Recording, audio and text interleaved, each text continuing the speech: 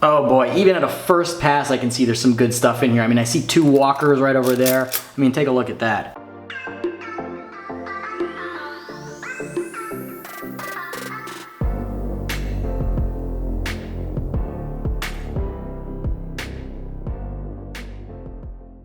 Hello everybody, Silver Picker here, and welcome to the Silver Picker Squad. Now, today's video is going to be really cool because we have a nice little collection to share, and I am very excited to go through it. Check it out. Check it out. This is the kind of thing you want to see when you're at a garage sale or an estate sale or wherever. Whenever you're buying coins, when you find some kind of like odd little box that's all beat up and you can hear the coins inside, that is what you're looking for. Well, in this case, this is actually not a collection that I bought, and it's not a collection that I'm going to buy, but rather, it's a friend of mine who reached out to me and said, hey, I have a collection of coins from when I was a kid. Some of them I got from my grandparents, some of them I bought at a flea market, and some of them I just collected out of change over the years. And I know that you're really into coins, and I know that you've got the whole silver picker thing, so would you mind taking a look?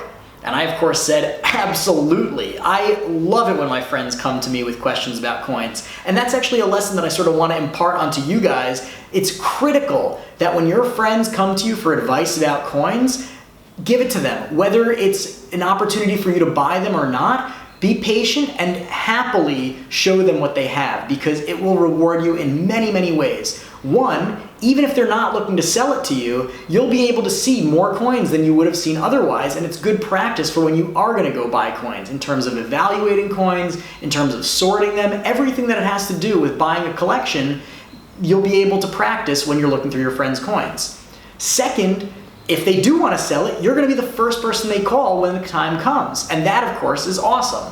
And third, it helps you get more people into the hobby. I would say out of all my friends that I've looked through their coin collections that they've inherited from their grandfather or ones that they had from their childhood, all of them, I'd say the majority of them just want to keep the coins for their own self, and they just want to keep them in a drawer and know a little more about them. But there are a couple of people who have gotten into the hobby directly as a result of me sharing with them the information about the coins and getting them excited about it. And everyone here watching knows that if we want the coin collecting world to be rich and vibrant, we need more people collecting them and valuing them. So anytime a friend of yours comes for advice about coins, make sure to give it to them with open arms and without any expectation of anything in return. And that's what we're going to do today. We're going to take a look through this awesome box of coins. I have literally not even opened it yet, so you and I are going to discover this stuff together, and I'm really excited about that. So enough with the jibber jabber, let's go check it out. All right, I am super excited to crack into this because I can feel, just when I picked it up, I could feel that there's going to be good stuff in here. It's got that weight that you want. All right, so for the big reveal, oh boy. Oh boy, even at a first pass I can see there's some good stuff in here. I mean, I see 2 walkers right over there. I mean, take a look at that. We've got a 1942 walker right there. Plenty of other good stuff. Looks like there's a second compartment. I believe I was told there was nothing of interest in here, but we'll take a little peek anyway.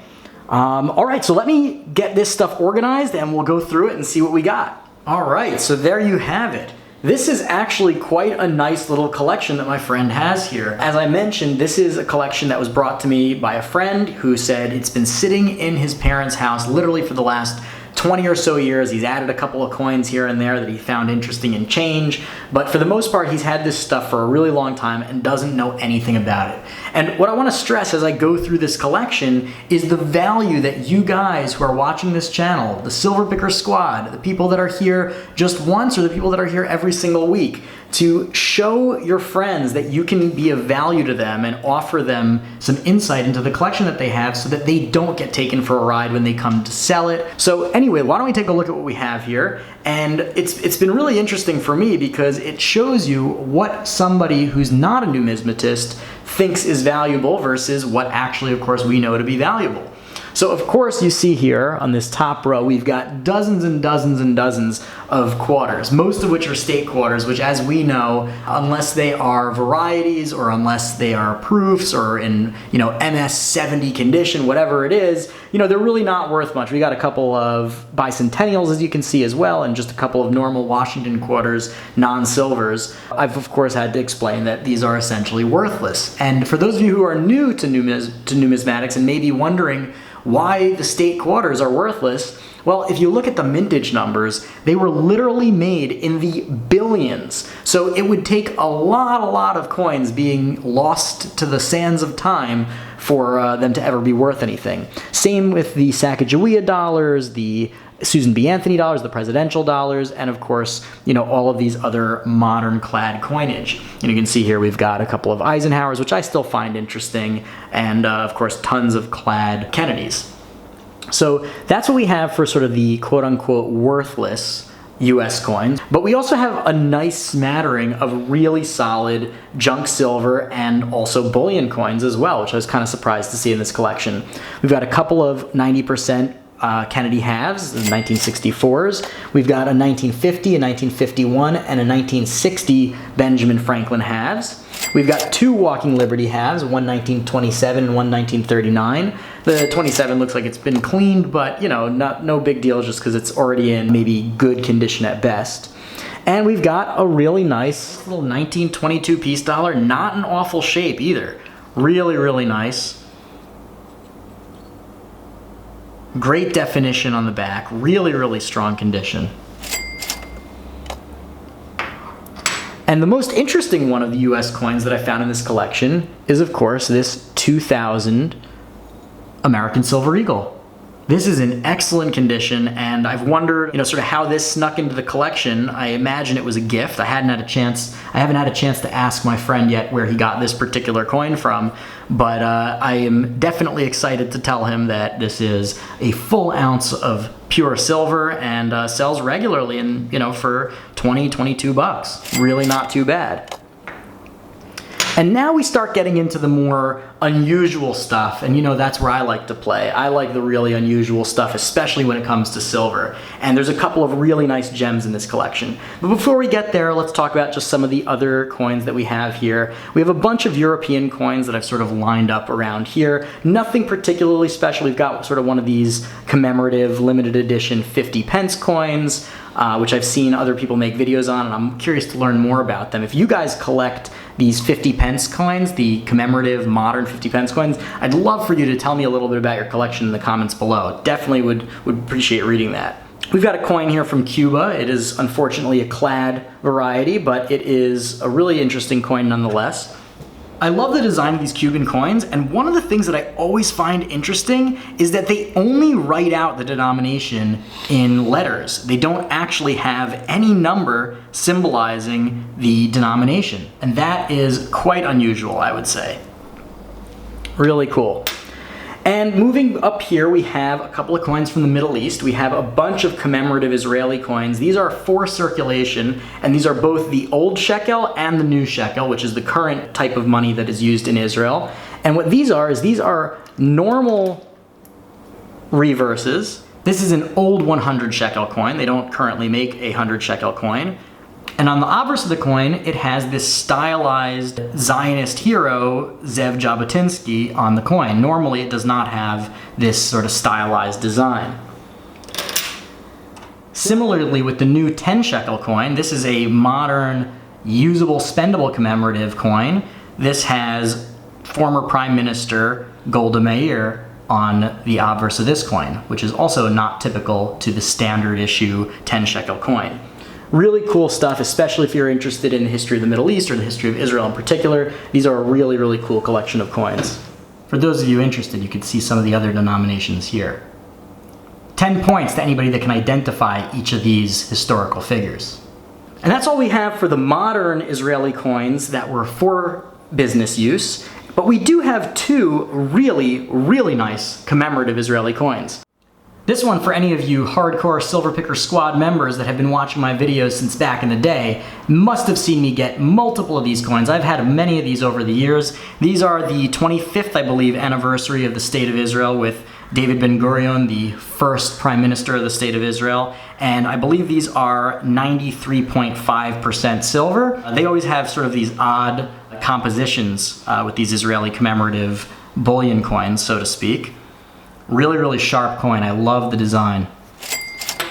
And this one's a really nice one. This one is from 1967, and it's a 10 lirot coin. You can see here the denomination, and you have 10 lirot.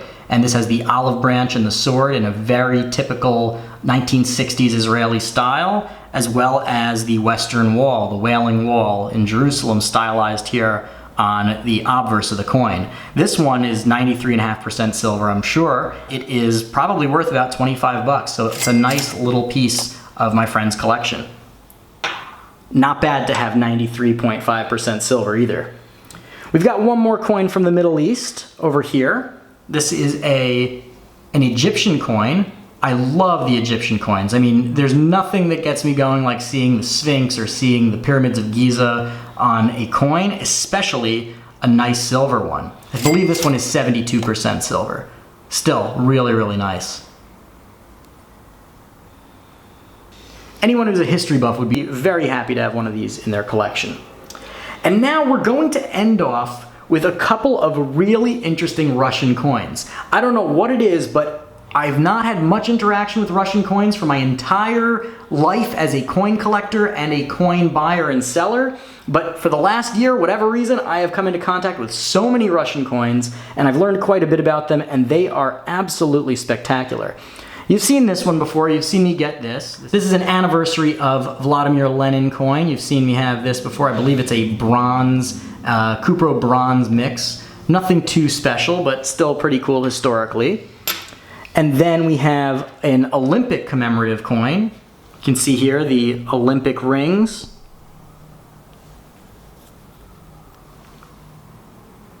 And of course the hammer and sickle. But those are not the two interesting coins that I want to share from Soviet Russia. These two are. And these two are beautiful silver coins. Look at that. 1925. This is a half ruble coin, and it is absolutely beautiful. Of course, it has the theme of labor and of the communist movement in Russia, but look at that gorgeous, gorgeous design. They just don't make coins like this anymore. And on the reverse, which I find completely insane, I mean, this is the most jam-packed coin I have ever seen in my life. There's words on every little square inch of this coin, diagrams, symbols, all sorts of stuff. But really, really cool. I'm not a huge fan of this side of the coin, but this, I mean, this, you could frame this and put it on your wall as a piece of art. Look at that. And this coin goes for about 15 to 20 bucks on eBay, so it's also a pretty nice heavy hitter in terms of its numismatic value. But here, this is absolutely spectacular. From the same time period, 1924, this is a 1 ruble coin, I believe, and it is absolutely gorgeous. The rays of the sun, I mean, check that out. If you are a lover of art and you are a lover of silver coins, this is a coin for you. And again, on the other side, we see this kind of really like overcrowded, over-stylized view. Unfortunately, it's got a little rim dent there, but it's not too bad, because these, even in this condition with the rim dent, this still sells for like 50, 60 bucks on eBay. That is an absolute monster of a coin to come just happen to be in this guy's collection, and I know my buddy is going to be very pleased to hear that. And last but not least, we've got one more interesting coin, and it's another interesting Soviet coin, and this one I always find the World War II era coins, obviously this is slightly after World War II in 1949, but the World War II era coins are so interesting to me, and this is a coin that is actually honoring Joseph Stalin, and it's from the Czech Republic. Really interesting coin, and a really, really interesting piece of history. So I can tell you guys without a doubt, and you probably could guess, that these two Russian coins are my favorite of the whole bunch, but put down in the comments below which coins you found the most exciting and which one you'd want to most have in your own collection. So that just about does it for these coins. You know, there's a couple more that we didn't get to. We've got a couple of nice little Indian head cents, and we've got a couple of exunomia pieces like this Reagan token and this Buckingham Palace token, but you've gotten to see the nice stuff. You've gotten to see the real meat and potatoes of this collection, and I'm really happy that my friend brought this over here for me to look at. I love being able to share the beauty of this hobby, the history of it, and even people that end up with the coin collection like this that are not so into coins, when I get a chance to go over it with them and tell them what they actually have, they have a new appreciation for it. And maybe, just maybe, they'll join us in this amazing hobby of kings. So I really hope you enjoyed this video. I hope that you learned something, and if you liked it, give it a like. It helps me out a lot. If you're a subscriber, thank you very, very much. If you're not yet a subscriber, what the heck are you waiting for? Hit the subscribe button and that little bell next to it so you never miss a thing. So I hope you enjoyed it. We've got a lot more great stuff coming down the pike. And until next time, Silver Picker out.